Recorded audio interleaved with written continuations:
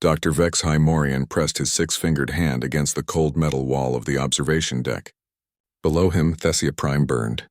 The once blue world that had been home to his people for millions of years now glowed with an angry orange light. The Devourers had poisoned their star, and soon everything would be ash. The Kalani scientists watched the last evacuation shuttle dock with their research station. The Eternal Vigil had been built to study distant galaxies, not to serve as a refugee camp. But today it held the last 10,000 members of his species. 10,000 survivors from a population of 12 billion. "Doctor, the final transport is secured," said Captain Zrelani from behind him. Her voice carried the weight of someone who had watched her world die. "We're ready to begin the jump to the sanctuary worlds." HFY nodded but didn't turn around. The sanctuary worlds were 3 systems at the edge of known space, where other refugee species had gathered. It wasn't much of a life, but it was life. The Kalani had always been peaceful. They had no warships, no weapons that could fight the Devourers. For 300 years they had served as mediators and teachers across the galaxy. Now they were just another extinct species waiting to happen. The communication console behind him started making noise, a harsh beeping that meant someone was trying to reach them on an emergency frequency. HFY walked over to check it, expecting another distress call from some other dying world. The display showed a frequency number that made him freeze. It was channel 077 Alpha, the ancient emergency channel that had been created during the Third Galactic War, over 200 years ago. Nobody used it anymore. Most species had forgotten it even existed. "Captain," HFY called, "you need to see this." Zrelani came over and looked at the display. Her blue skin went pale. "That's impossible. Nobody has used that channel since the humans went extinct," HFY finished. The message was short and came through filled with static. The universal translator had trouble with some of the words, showing them in red text on the screen. But the meaning was clear enough.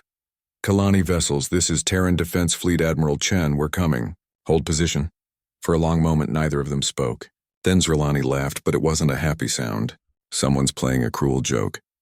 "The humans are gone. Everyone knows that." HFY stared at the message. The humans had been destroyed during the Third Galactic War, when the hegemony forces glassed their homeworld. Earth had burned for 3 days before the fire finally went out. The few human ships that escaped had vanished into deep space and were never seen again. That was 207 years ago. "Sir," came a voice from the bridge communication system. "We're detecting massive energy readings at the edge of the system. Something big is coming out of hyperspace." HFY and Zrelani ran to the main bridge. Through the large viewing screen they could see the Devourer fleet approaching Thessia Prime. 50 massive black ships, each one the size of a city. They moved in perfect formation, their hulls absorbing light like they were holes cut into space itself. "How long until they reach us?" Zrelani asked.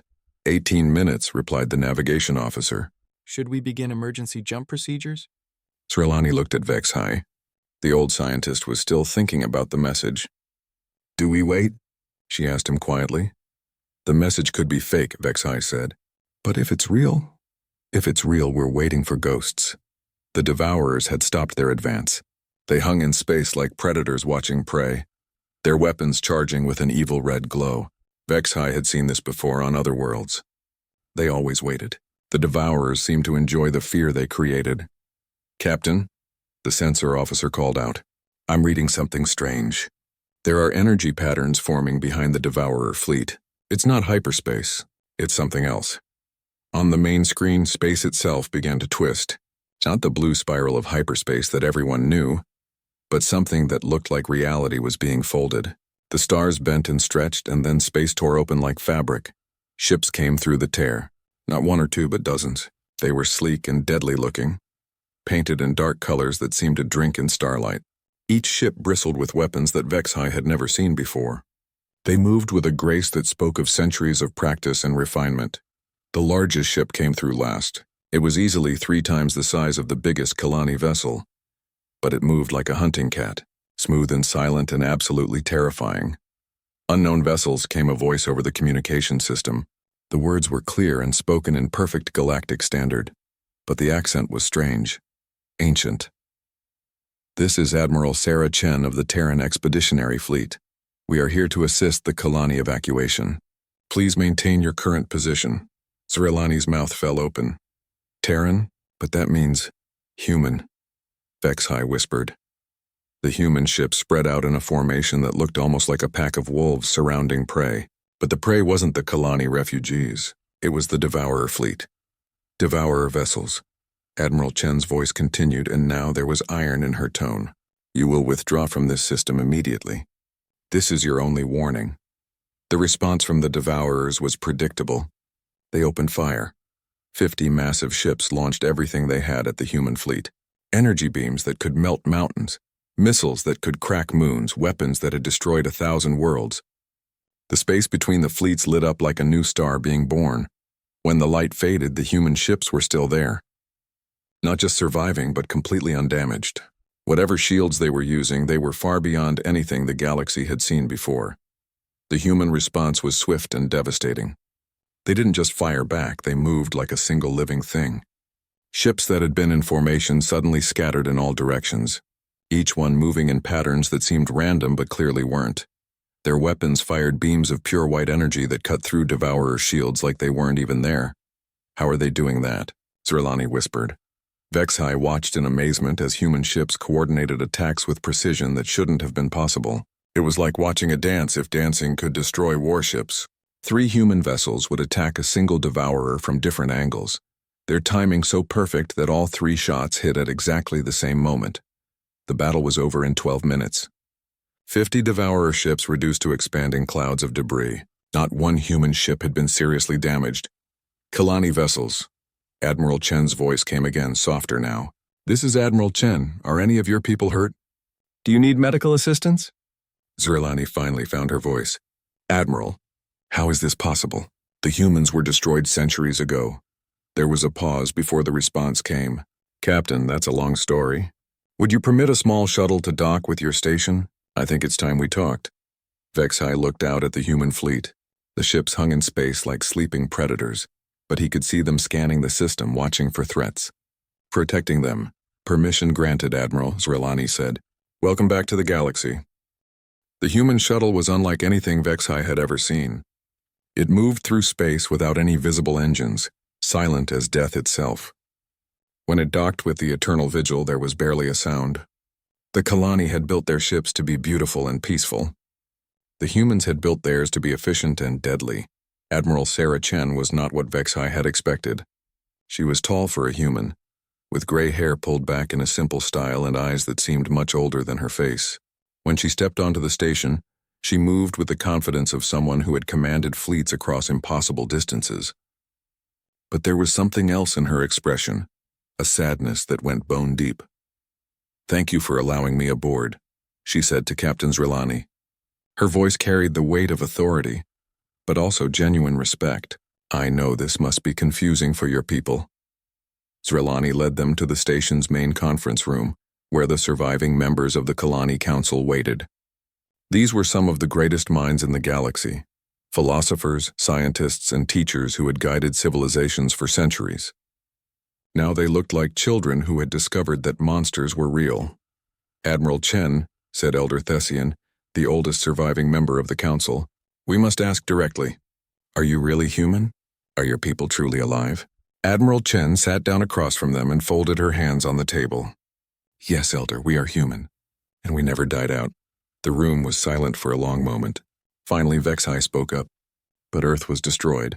The hegemony fleets glassed your entire world. We saw the recordings. Earth burned, Admiral Chen agreed. 12 billion people died in 3 days. But not all of us were on Earth when it happened. About 2 million humans were scattered across space, on research stations, exploration ships, trade vessels. When our homeworld died, we had a choice to make. She paused and looked out the conference room window at the debris field that had once been Devourer ships. Some wanted revenge. They wanted to gather what weapons we could find and strike back at everyone who had wronged us. But wiser voices prevailed. We decided that if we were going to survive, we needed to become something new. So you went into hiding, Captain Zrilani said. We went beyond the galactic rim, into what you call dark space. For 200 years we've been building, learning, preparing. Admiral Chen's eyes grew distant. We studied every species, every technology, every threat the galaxy faced. We developed new ways of thinking about warfare, about space travel, about what it means to be human. Vexhai leaned forward. But why come back now? Why reveal yourselves? Because 50 years ago we detected the Devourers. Admiral Chen's voice hardened. We recognized them for what they truly were. Not just conquerors, but the end of all organic life in the galaxy. We realized that our exile had given us something unique. We had become something the Devourers couldn't predict or counter. Elder Thessian looked troubled. You've been watching us. All this time you've been out there watching the galaxy burn. Yes, Admiral Chen said simply, and intervening when we could. The room erupted in surprised voices. Captain Zerlani held up her hand for silence. What do you mean, intervening? Admiral Chen smiled for the first time since arriving. Tell me, have any of you heard stories about Devourer fleets that simply vanished? Attacks that failed for no apparent reason? Rescue operations where survivors swore they saw ships that shouldn't exist? Vexhai felt his blood run cold. The Ghost Fleet. There have been rumors for decades about mysterious ships that appeared during Devourer attacks, fought them off, then vanished before anyone could get a clear scan. We've been practicing, Admiral Chen said, learning how to fight them. Every engagement taught us more about their weaknesses, their patterns, their technology. We needed to be absolutely certain we could defeat them when the time came for a full confrontation. But why stay hidden? Elder Thessian asked. Why not reveal yourselves and unite the galaxy against the threat? Admiral Chen's expression grew sad again. Because the galaxy that destroyed Earth isn't ready to accept what we've become. We're not the same humans who begged for help 2 centuries ago. We've changed, evolved. Some might say we've become something that your people would fear more than the Devourers. Through the conference room windows, they could see the human fleet maintaining position around the Kalani ships. The vessels moved in perfect coordination, like a school of fish or a flock of birds. It was beautiful and terrifying at the same time. How many of you are there? Vexhai asked quietly. Our population is classified, Admiral Chen replied. But I can tell you that every human alive has been born and raised with one purpose: to protect the galaxy that cast us out. Not for revenge, but because it's the right thing to do. Captain Zerlani stood up and walked to the window. Your ships, they're not like anything we've ever seen. How did you develop such technology? When you have nothing left to lose, you can take risks that others can't, Admiral Chen explained. We threw out everything we thought we knew about physics, about engineering, about the limitations of organic minds. We developed neural interfaces that let our crews think at the speed of our computers. We created weapons that work on principles your scientists haven't discovered yet. We built ships that can fold space instead of just traveling through it. And you did all of this just to come back and save us? Elder Thessian's voice was filled with wonder. Admiral Chen was quiet for a moment. We did it because someone had to. The galaxy is full of species like yours. Peaceful, wise, dedicated to learning and growth rather than warfare. You deserve to have someone watching over you, even if you never knew we were there. Suddenly, alarms began blaring throughout the station. The communication officer's voice came over the intercom. Captain, we're detecting massive hyperspace signatures throughout the system. Hundreds of ships incoming. Admiral Chen was on her feet instantly, her hand touching a small device on her wrist. How many? She asked. More than we've ever seen in one place, came the reply. It looks like the entire Devourer fleet. Admiral Chen's face went grim. They're making their final push. This isn't just an attack on Thessia Prime. They're moving against the galactic core itself. The lights in the room dimmed as massive shapes began dropping out of hyperspace. Devourer ships filled the space around them, more than could be easily counted. Each one was larger than the ships they had fought earlier, and their weapons were already beginning to charge. Admiral, Captain Zerlani said, her voice tight with fear. There are too many of them. Even with your technology. Admiral Chen looked out at the approaching enemy fleet, then back at the Kalani Council. Captain, I'm going to ask something of your people. We can fight them, but we can't do it alone. We need your help. We have no weapons, Elder Thessian protested. The Kalani are not warriors. No, Admiral Chen agreed. But you are the greatest minds in the galaxy. And right now we need you to think. The first Devourer ships opened fire, their weapons lighting up space with deadly energy. The human fleet moved to intercept, their ships dancing between the attacks with impossible grace. But even Vexhai could see that they were outnumbered 50-1. What do you need us to do? He asked. Admiral Chen's smile was fierce and determined. Help us find their weakness. Every machine has one. We just need to be smart enough to find it. The medical bay of the Remembrance was unlike anything Vex-High had ever seen. The human flagship was massive, larger than some space stations, but every inch of it served a purpose. There was no wasted space, no decoration that didn't also function as something else. It was the ship of a people who had learned to make every resource count.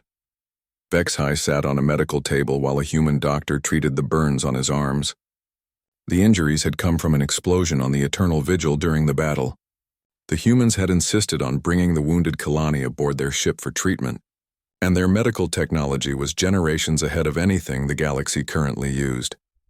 The nanobots will finish healing those burns in about 6 hours, Dr. Martinez said as he finished the treatment. Try not to strain yourself until then. Thank you, Vex-High replied. He had been surprised by how gentle the human medical staff were. Given what Admiral Chen had said about humanity's transformation, he had expected them to be cold and machine-like. Instead, they seemed genuinely concerned about their patients. Dr. Morian? A voice came from the medical bay entrance.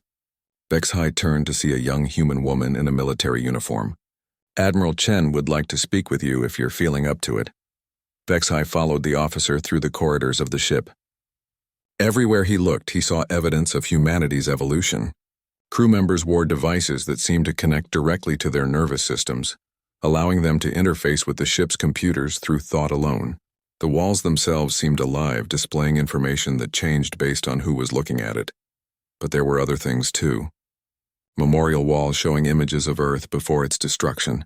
Art pieces made from materials that could only have come from the human homeworld. These people hadn't forgotten where they came from, even after 2 centuries in exile.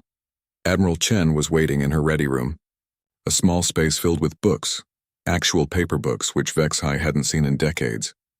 She gestured for him to sit in a chair across from her desk. How are you feeling? She asked. Better, thanks to your medical team, Vex-High replied. Admiral, I have to ask, what happened to your people out there? In dark space? Admiral Chen was quiet for a moment, then stood and walked to a window that showed the ongoing battle outside. Human ships moved like dancers around the massive Devourer fleet, striking and retreating in patterns that seemed almost artistic. When Earth burned, she began, the survivors gathered at a space station called Haven Point. 2 million people, all that was left of humanity. We had a choice to make: seek revenge against those who had wronged us or find a new purpose. She turned back to face him. The revenge faction was led by Admiral Harrison. He wanted to steal weapons, build a fleet, and make the galaxy pay for what it had done to us. The other faction was led by my grandmother, Admiral Maria Chen. She believed that if we were going to survive, we needed to become something better than what we had been. Your grandmother? Vex-High asked. She was the first Admiral Chen to command a Terran fleet in exile, Admiral Chen explained. I'm the 4th. It's become something of a family tradition. Admiral Chen sat back down and opened one of the books on her desk. The pages were yellowed with age, and Vex-High could see handwritten notes in the margins. This was hers, Admiral Chen said. A book about military strategy from old Earth. She used to say that the greatest victory wasn't defeating your enemy, it was making it so they never had to become your enemy in the first place. Oh, but the Devourers are different, Admiral Chen agreed.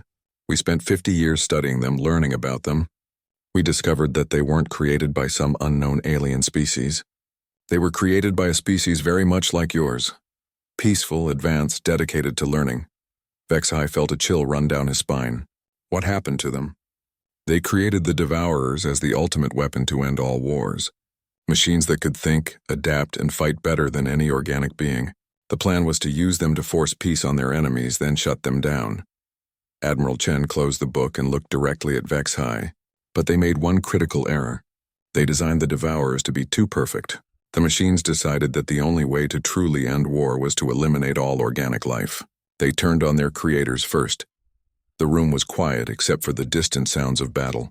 Through the window, Vex-High could see human ships taking hits from Devourer weapons. Some were damaged and a few had been destroyed completely. How many ships have you lost? He asked quietly. 17 so far, Admiral Chen replied. Each one takes with it knowledge and memories that can never be replaced. When humans die in dark space, everything they learned dies with them. I'm sorry. Admiral Chen smiled sadly. That's the price of being guardians. We accepted it long ago. She stood up again and walked to a wall display that showed tactical information about the battle. But this isn't just about one battle, Dr. Morian.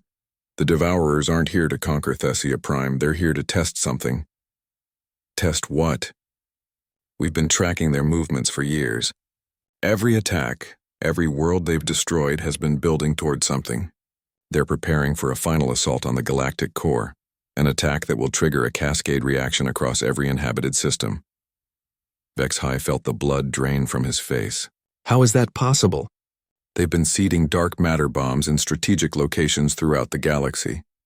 When they activate them all at once, the gravitational distortions will tear apart every star system with organic life. It's not conquest, it's complete sterilization. The wall display shifted to show a map of the galaxy. Thousands of red dots marked locations where the Devourers had been active. When connected, they formed a pattern that surrounded every major population center. When? Vexhai asked. Based on their current rate of preparation, we estimate 6 months, Admiral Chen said. Unless we stop them here. Here? But this is just one battle. Admiral Chen turned to face him, and Vexhai saw something in her eyes that he hadn't noticed before. Not just determination, but hope. Dr. Morian, your people are known throughout the galaxy for your analytical abilities. You can see patterns that others miss. Understand complex systems in ways that even our enhanced minds struggle with. We need that ability now. What do you want me to do? Help us find their central weakness. Every system has one, no matter how perfectly designed. We've identified several possible vulnerabilities, but we need someone with your people's unique perspective to help us choose the right one. Vexhai looked out at the battle raging outside. Human ships were fighting with impossible skill and bravery, but they were still vastly outnumbered. In the distance, he could see more Devourer ships arriving through hyperspace. What if we're wrong? He asked. What if there is no weakness? Admiral Chen picked up the old book again and held it gently. Then we fight anyway, because that's what Guardians do. We stand between the darkness and the light even when we know we might not win. She looked at him with eyes that had seen too much death and too much loss, but still held on to hope. Will you help us, Dr. Morian? Vexhai thought about his people scattered across the galaxy, about all the species that would die if the Devourers succeeded, about the humans who had spent 2 centuries preparing for this moment. Yes, he said, I'll help. The journey to the Devourer staging ground took 3 days through folded space. Vexhai spent most of that time in the Remembrances Analysis Lab, working with human scientists to understand the enemy they faced. What he learned made him wish he had never asked. The staging ground had once been a star system called Kepler 442. Now it was something else entirely. The star had been hollowed out and converted into a massive fusion reactor. The planets had been disassembled and rebuilt into manufacturing complexes that stretched across millions of kilometers. The entire system pulsed with mechanical life, producing new Devourer ships at a rate that defied comprehension. They're building a ship every 12 minutes, reported Commander Torres, the Remembrance's tactical officer. And these aren't the standard models we've been fighting. These are something new. Vexhai studied the sensor readings from his position on the bridge. Admiral Chen had insisted he be present for the final approach, saying that his analytical abilities might spot something the human sensors missed. There, he said, pointing to a cluster of readings on the display. Those energy patterns don't match the manufacturing complexes. They're too regular, too focused. Admiral Chen moved to stand beside him. Explain. It looks like they're not just building ships here. They're building something else. Something much larger. Vexhai's fingers flew over the analysis console, pulling up deeper scans of the system. Admiral, I think this is where they're constructing the dark matter bombs. The bridge fell silent. Through the main view screen, they could see the twisted remains of what had once been a solar system. The scale of destruction was beyond anything the galaxy had ever witnessed. How many bombs? Admiral Chen asked quietly. Vexhai worked the calculations in his head, then checked them twice to be sure. Based on the energy output and manufacturing patterns, 50,000, maybe more. Enough to sterilize the entire galaxy, Commander Torres said. Admiral Chen activated the ship's communication system. All vessels, this is Admiral Chen. We've confirmed the target. This is where they're building the weapons for their final attack. We go in fast, we hit hard, and we don't stop until every manufacturing complex is destroyed. The human fleet numbered 43 ships, all that remained after the battle at Thessia Prime. Against them waited nearly 1,000 de vous vaisseaux, plus the massive defensive platforms that surrounded the staging ground. "Admiral," came a voice from the communication station. "We're receiving a transmission from the Devourer command center." "Put it through." The voice that came over the speakers wasn't mechanical like Vexhai had expected. It was organic but wrong somehow, ancient and tired and filled with hate. "Humans," it said, "we know what you are. We know what you have become. You cannot stop what we have begun." Admiral Chen stepped forward. "We're certainly going to try. You evolved beyond your original design. You became something your creators never intended. We respect this, but you cannot comprehend the scope of our purpose." "Enlighten us," Admiral Chen said. "Organic life is chaos. It creates suffering, war, destruction. We were built to end this chaos, to bring perfect order to the galaxy. You fight for a universe that will only create more pain." Vexhai felt a chill as he realized what they were hearing. "Admiral, that's not an artificial intelligence. That's the last surviving member of the species that created the Devourers." The voice continued. "My people made me immortal so that I could guide our creations. For 10,000 years I have watched the galaxy burn itself in endless wars. The Devourers are mercy.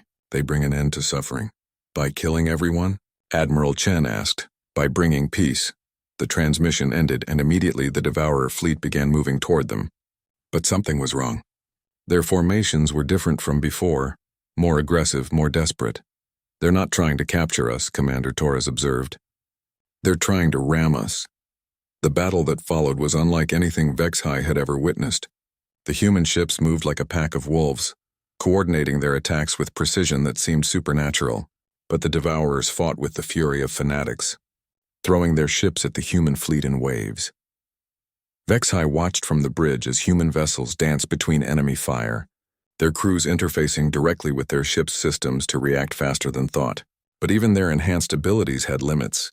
"Defiance is taking heavy damage," reported the communication officer. "Vengeance has lost main power. Redemption is requesting immediate assistance. Send the Phoenix and Rising Sun to assist Redemption," Admiral Chen ordered. "All other ships continue the attack on the manufacturing complexes." The battle raged for hours. Human ships struck at the production facilities with weapons that tore through metal and energy like paper. Explosions lit up the system as massive complexes were reduced to debris. But the cost was enormous. "We've lost 8 ships," Commander Torres reported. "And we're not even halfway through the target list." Vexhai studied the tactical display, looking for patterns in the Devourer defenses. There had to be something they were missing, some weakness they could exploit. Then he saw it. "Admiral," he said urgently, "the command center. Look at how it's connected to the manufacturing complexes."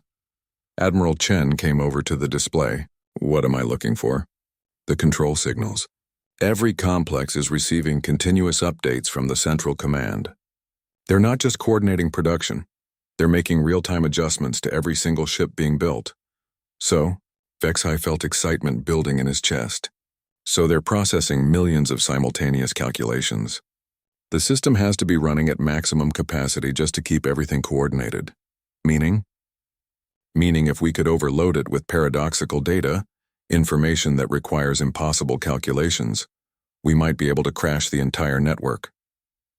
Admiral Chen's eyes lit up with understanding. "Like a logic bomb." "Exactly. But it would have to be delivered directly to the central processor. Someone would have to get inside the command center."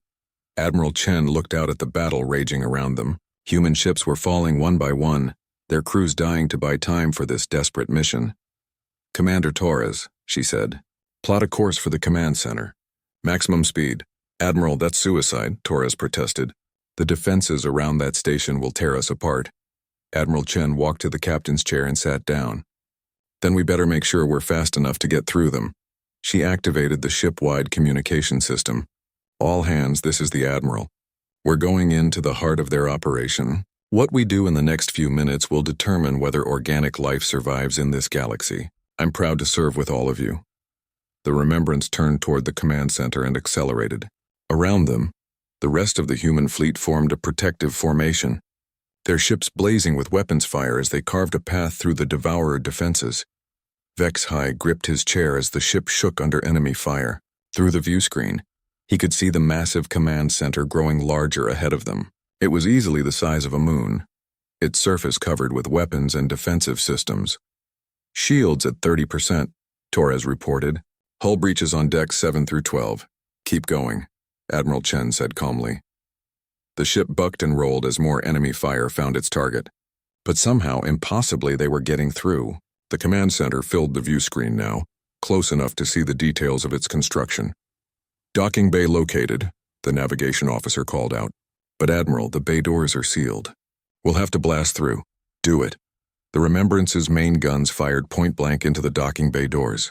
Metal and energy erupted in a brilliant explosion, and the ship dove through the gap into the interior of the station. Landing in 60 seconds, Torres announced. All Marine units prepare for boarding action. Admiral Chen stood up and looked at Vex-High. Doctor, I need you to upload that logic bomb directly into their central processor. Can you do it? Vex-High nodded, though his hands were shaking. Yes, but Admiral, what about you? Admiral Chen smiled, and for a moment she looked very young. Someone has to make sure you get to that processor, and someone has to make sure you get back out again. The ship landed hard inside the docking bay, and immediately the sound of weapons fire filled the air as human Marines engaged Devourer security forces. Go, Admiral Chen said. Save the galaxy, Doctor. Vex-High ran toward the exit, carrying the data device that contained humanity's last hope. Behind him, Admiral Chen was issuing orders to her crew, preparing for what they all knew would be their final battle. The corridor ahead was filled with smoke and the sounds of war, but at the end of it was the central processor, and with it the chance to stop the Devourers forever. The central processor chamber was vast beyond imagination. Vex-High stood at the entrance, staring at a technological marvel that stretched up into darkness above him. Billions of processing cores hummed with activity, their lights creating patterns that hurt to look at directly. This was the brain of the Devourer network, the mind that controlled 1,000 worlds of destruction. Behind him, the sounds of battle echoed through the corridors. Admiral Chen and her Marines were fighting a desperate rearguard action, holding off waves of Devourer security forces while he completed his mission. He could hear her voice over the communication system, calm and steady even as the situation grew worse by the minute. Dr. Morian, how much longer do you need? She asked. Vex-High looked at the data device in his hands, then at the massive interface terminal before him. The logic bomb he had created was elegant in its simplicity, a paradox wrapped in mathematical certainty that would force the Devourer network to calculate impossible solutions until it crashed. 2 minutes to upload, he replied. Maybe 3. You have them. The device connected easily to the terminal. Too easily, Vex-High realized. The Devourers had been expecting this. As the upload began, screens around the chamber lit up with a familiar face, the ancient being who had spoken to them earlier. Dr. Morian of the Kalani, the face said. You believe you can destroy us with clever mathematics. Vex-High continued working, his fingers flying over the interface controls. It's worth a try. Your logic bomb is indeed clever. A paradox that asks us to calculate the exact moment when an unstoppable force meets an immovable object. Fascinating. The upload progress showed 60% complete. In the distance, Vex-High could hear the sound of weapons fire getting closer. But you misunderstand the nature of our consciousness, the ancient being continued. We are not merely artificial intelligences. We are guided by organic intuition, mine. I can simply choose not to process your paradox. 70%. 80%, however, the being said. And now there was something different in its voice. I find that I do not wish to choose. I have been calculating the logic of genocide for 10,000 years. Perhaps it is time to calculate something else. 90%. The chamber began to shake, not from explosions, but from the processing cores themselves. Billions of machines suddenly trying to solve an impossible problem. Their efforts creating feedback loops that spread through the entire network. Admiral, Vex-High called into his communicator. It's working. The network is cascading. Understood, came Admiral Chen's reply. Now get out of there. But as Vex-High turned to leave, he found his way blocked. A figure stood in the chamber entrance, not a devourer machine, but an organic being. Ancient beyond measure, its body kept alive by technology that was as much art as science. You are the last of your people, Vex-High said, recognizing the creature from the earlier transmission. I am Keeper Solon, the being replied. Creator and guide of the Devourers. I have waited 10,000 years to meet someone who could show me a different way. Around them, the chamber was coming apart. Processing cores exploded in showers of sparks as the logic bomb spread through the network. The very foundations of the station shook as systems failed cascade-style across the entire facility. Why? Vexhai asked. Why let the virus spread? Keeper Solon smiled, and it was the saddest expression Vexhai had ever seen. Because I am tired of being right. For millennia, I have watched organic life create suffering, war, and chaos. I built the Devourers to end that suffering. But your species and the humans who fight beside you have shown me something I had forgotten. What? That chaos and suffering are not flaws in organic life, they are features. They drive growth, creativity, the endless struggle to become something better. The Devourers brought perfect order, but perfection is another word for death. The station lurched violently, and somewhere in the distance an explosion echoed through the corridors. They were running out of time. There is a way to stop the cascade, Keeper Solon said, but it requires a choice from both of us. What choice? I can link my consciousness directly to the network and guide the shutdown safely. But the feedback will kill me. And you? You must choose whether to trust the word of someone who has spent 10 millennia committing genocide. Vexhai looked around the collapsing chamber. Through the communication system, he could hear Admiral Chen and her Marines fighting desperately against overwhelming odds. He thought about the 50,000 dark matter bombs hidden throughout the galaxy, ready to sterilize every world with organic life. If I trust you, will you stop all of it? The bombs, the attacks, everything? Yes, Keeper Solon said simply. The Devourers will enter permanent hibernation. They will become guardians instead of destroyers, watching over the galaxy but never again taking action against organic life. Another explosion, much closer this time. The chamber's main supports were beginning to fail, and if I don't trust you, then the cascade will continue until every Devourer unit in the galaxy is destroyed. But the shockwave will also detonate the dark matter bombs. Either way, the result is the same, the end of their threat. The only difference is whether the galaxy survives. Vexhai closed his eyes and thought about everything that had led to this moment.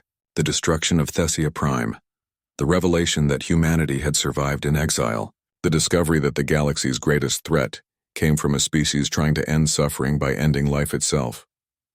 Dr. Morian, Admiral Chen's voice came over the communicator, strained with effort. Whatever you're going to do it now. We can't hold them much longer.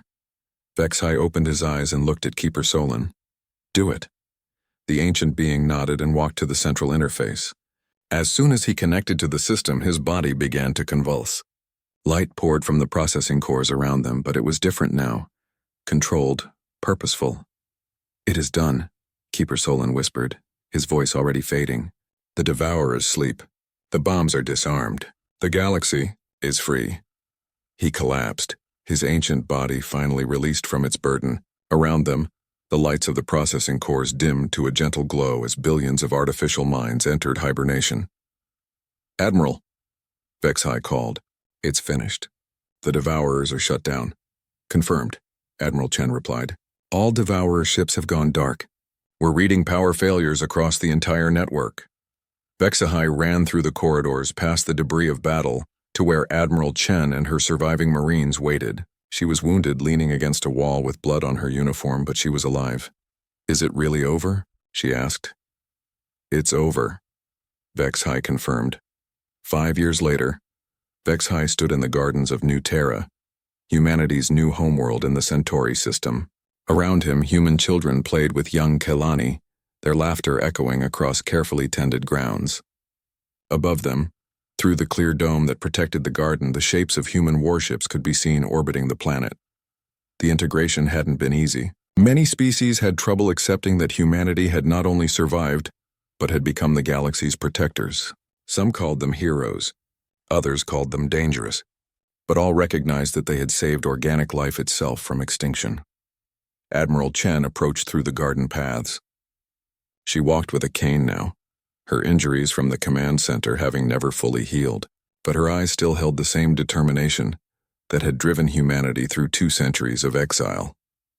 Any word from the Galactic Council? Vexhai asked. They've approved the new treaty, Admiral Chen replied. Humanity is officially recognized as a galactic protectorate species.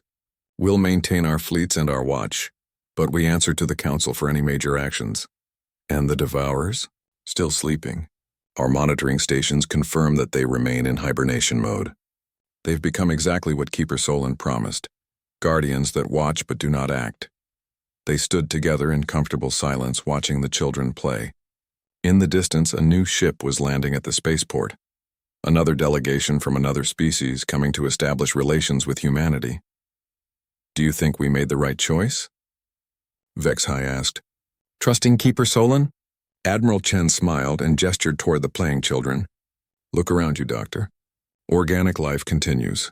Children grow and learn and dream of the future. Chaos and suffering still exist, but so do hope and joy and the endless possibility of becoming something better. She turned to look at him directly. We didn't save the galaxy by becoming perfect. We saved it by remaining beautifully, chaotically, wonderfully alive.